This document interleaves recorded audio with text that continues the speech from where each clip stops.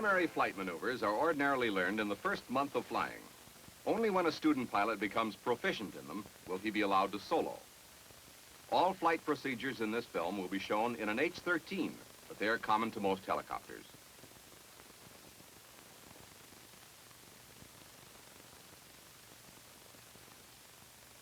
The first maneuver to be demonstrated will be taxiing.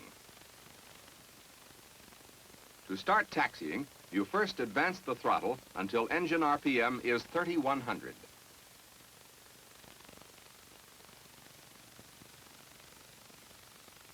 Then set the cyclic slightly forward of neutral and slowly apply collective pitch. As the helicopter becomes light on its skids, ground friction is reduced. With the cyclic still forward, as more collective pitch is applied, the aircraft moves forward in response to the added power.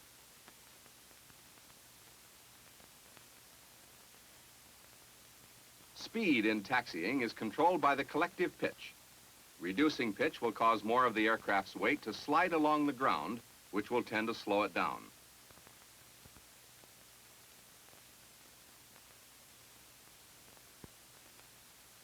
Increasing pitch will make the helicopter lighter, which will speed it up. But neither ground speed nor collective pitch should be increased to the point where the helicopter leaves the ground. A good taxiing speed is about 3 to 5 miles an hour.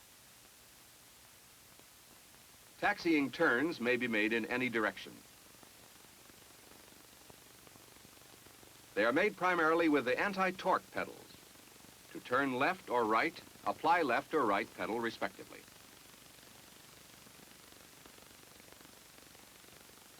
Hold the cyclic steady, except when you have a crosswind, in which case you would apply cyclic into the wind to prevent sideward skidding along the ground. To stop, lower collective pitch until the full weight of the helicopter rests on the ground. Remember, you must maintain 3,100 RPM at all times while taxiing. The next maneuver will be taking off to a hover. Starting with pitch down, RPM at 3,100, and the cyclic in a neutral position, add a slight amount of left pedal as you slowly increase pitch. As the helicopter becomes light on its skids, adjust your pedals to keep the nose straight. Continue to increase pitch until you level off at about 3 feet. This is your hovering altitude. Correct for any change in altitude with pitch.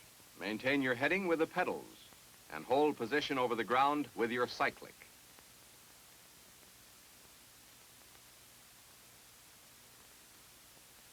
The cyclic should be in a neutral position. This is your balance check. If you must keep the cyclic well forward to maintain control, the helicopter is tail heavy.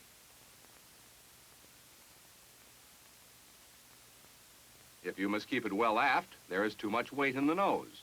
In either case, you would have to land and adjust the load for better balance. To move forward, move the cyclic forward slightly. It may be necessary to add some pitch to maintain altitude. During forward motion, maintain a constant heading by adjusting the pedals. Hovering movement should be conducted at a low rate of speed to retain the ground cushion of dense air. You also use the pedals in making hovering turns. To execute a left or right turn, apply left or right pedal respectively. Here's what the hovering turn looks like. It should be done slowly and smoothly.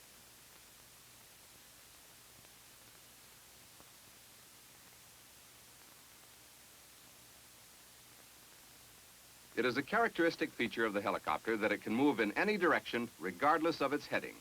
It can move to the side, for example. To move sideward at a hovering altitude, first look in the direction of your intended movement. Then incline the cyclic to the side and coordinate the pedals to maintain your original heading.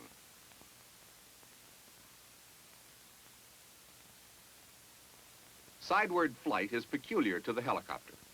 You can stop and start and return to your original position. You can even go backwards. Let's see how this is done. After clearing to the rear, incline the cyclic slowly aft. Whatever direction you move the cyclic, that's the direction in which the helicopter will go.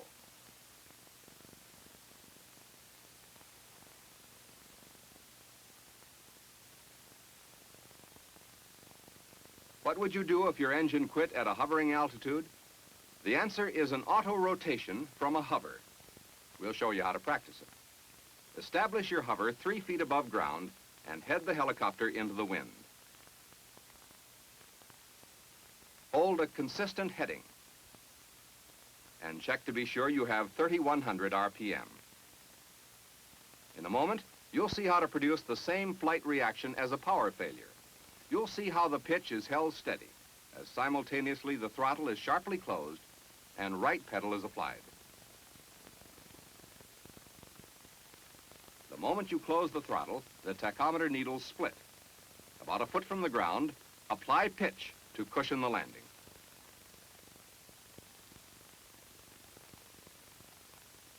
Let's watch it again.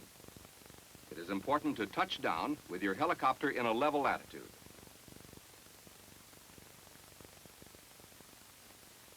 You have seen how to maneuver a helicopter on and near the ground. Now let's see how to make a normal takeoff. First, take off to a normal hover. You have seen how to do this. Next, execute a 90-degree clearing turn to make sure that no other traffic is coming your way. Then head your helicopter into the wind and slowly apply forward cyclic to move forward.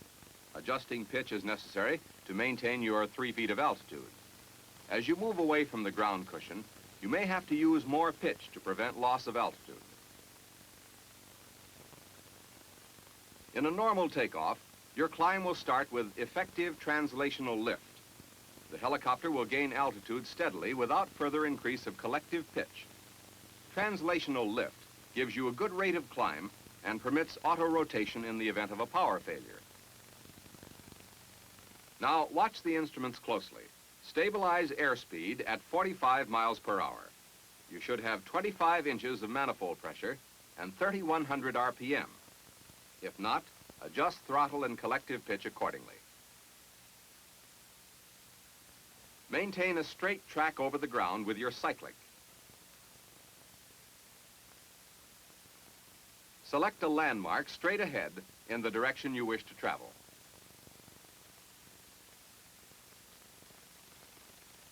Check the altimeter reading frequently. When it indicates 300 feet above the ground setting, you will have completed the upwind or takeoff leg of the traffic pattern. On a standard pattern to the right, you now enter the crosswind leg by turning right.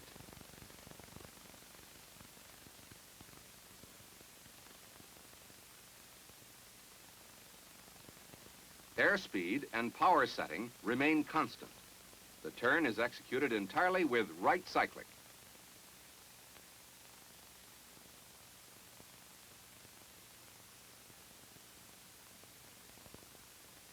Climb on the crosswind leg at 45 miles per hour.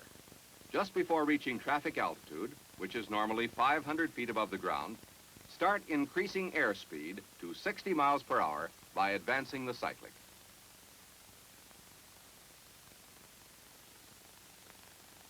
Even though its attitude changes, the helicopter continues to climb a few feet before leveling off. Now maintain constant airspeed and altitude. As you complete the crosswind leg, again execute a right turn by applying right cyclic.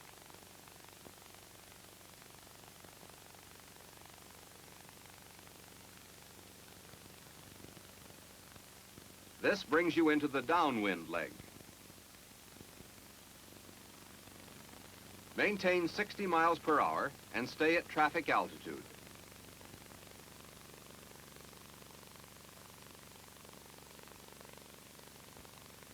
This is the proper place to leave traffic, so let's break out and do some air work.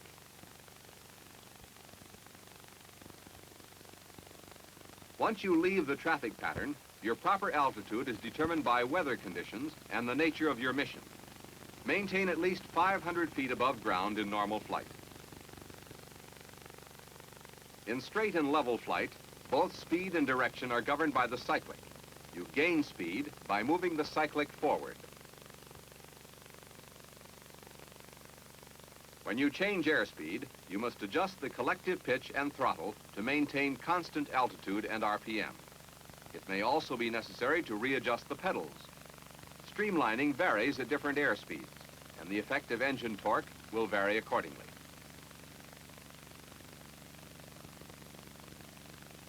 Keep checking your instruments. Make sure that engine RPM is at 3,100. You regulate this primarily with the throttle. There you are. Now you're about 800 feet above the ground, traveling 60 miles per hour.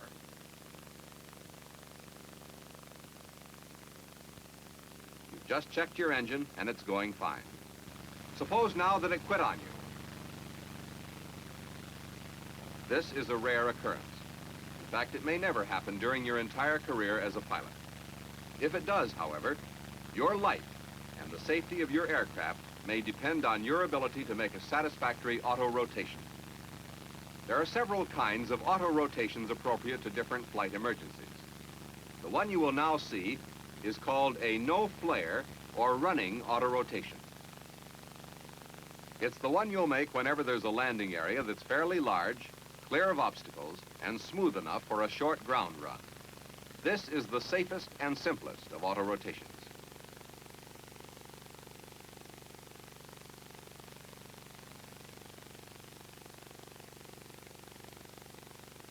Now, let's see in detail how to do it.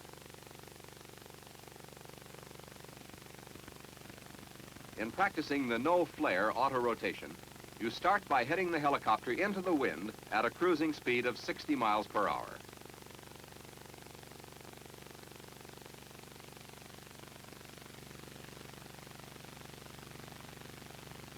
Check to make sure you have 3,100 RPM. See that the altimeter shows at least 500 feet above the ground, or when practicing, traffic altitude. Be certain you're clear of other aircraft. Then, look down below and see to it that you have a suitable landing area picked out. While learning, you'll use a stage field. Lower collective pitch, reduce throttle, and to keep the nose from swinging, simultaneously add right pedal. The needles now are split. Apply your throttle to bring engine RPM to approximately 2,200. The moment the needles were split, the clutch was fully disengaged. There is no power going to the rotor. The helicopter is reacting as it would with an actual power failure. Rotor RPM is maintained by air flowing through the rotors. Even though the collective pitch is all the way down, the rate of descent is relatively slow, and the helicopter is well under control. To obtain a slow rate of descent, hold your airspeed as close to 45 miles per hour as possible. About 100 feet above the ground, make sure your rotor RPM is within the green arc on the gauge.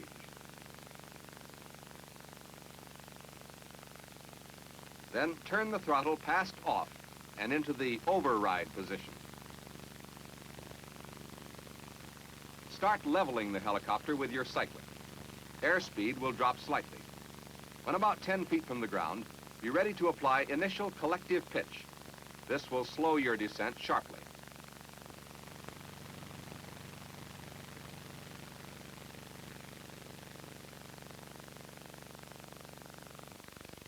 Use remaining pitch to cushion the landing, apply forward cyclic to hold the helicopter on the ground, and keep it straight with the pedals, thus completing your no-flare auto-rotation. Now let's go back to our fully airborne helicopter and learn how to enter the traffic pattern for a normal approach. You enter traffic in the first third of the downwind leg at an angle of 45 degrees.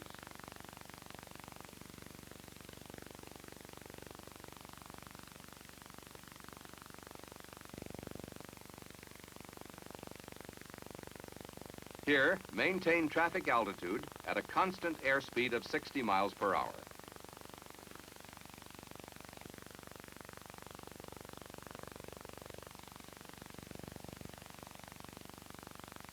As you reach the end of the downwind leg, turn and enter the base leg.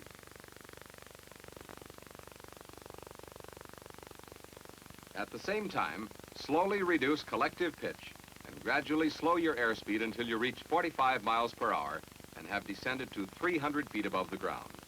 Then level off.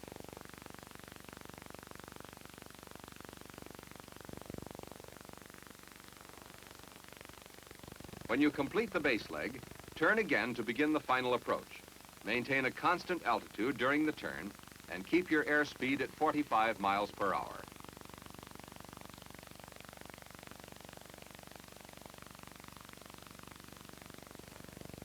Judge your turn so you come out in a direct line with the lane on which you're going to land.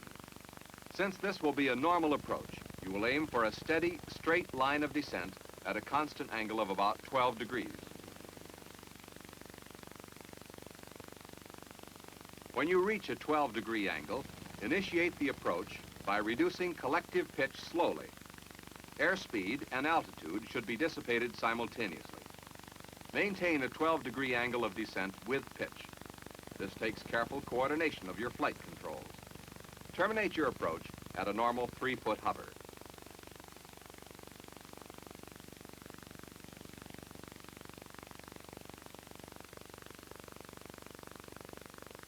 Stabilize your hover. Then make a clearing turn.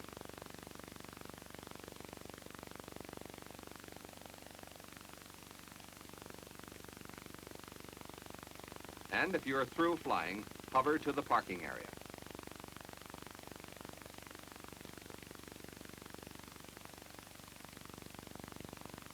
To land from a hover, slowly reduce pitch and maintain a steady, level attitude until contact is made with the ground.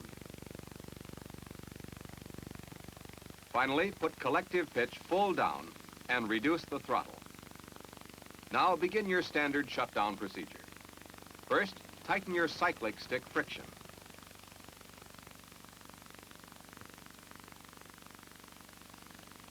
Then make a normal magneto check in the same manner as in your starting procedure.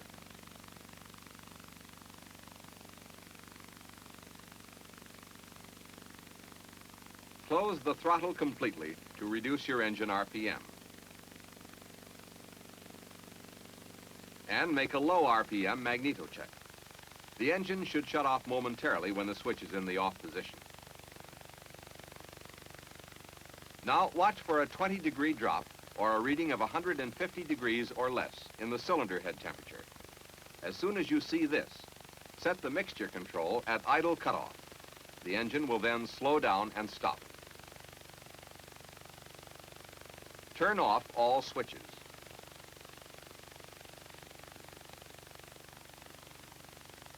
It takes a while for the rotor to come to a full halt. Do not attempt to stop it in any way, as you may injure yourself or damage the helicopter. Before leaving the cockpit, fill out parts 1 and 2 of DD Form 781. If you had any trouble with the aircraft, be sure to report it in Part 2.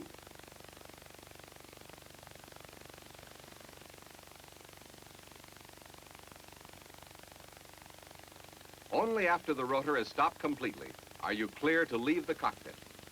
Now secure the rotor to the tail boom with a mooring block.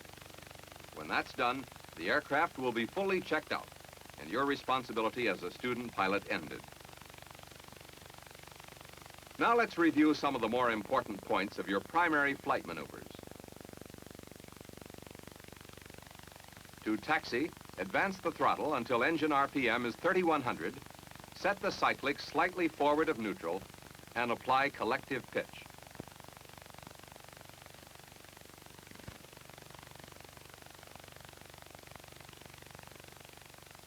When taking off to a hover, apply collective pitch slowly until you level off at about 3 feet. Maintain directional control with your pedals.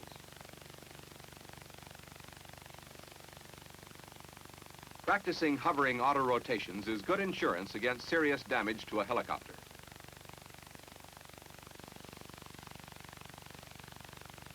in a normal takeoff, your climb starts with effective translational lift.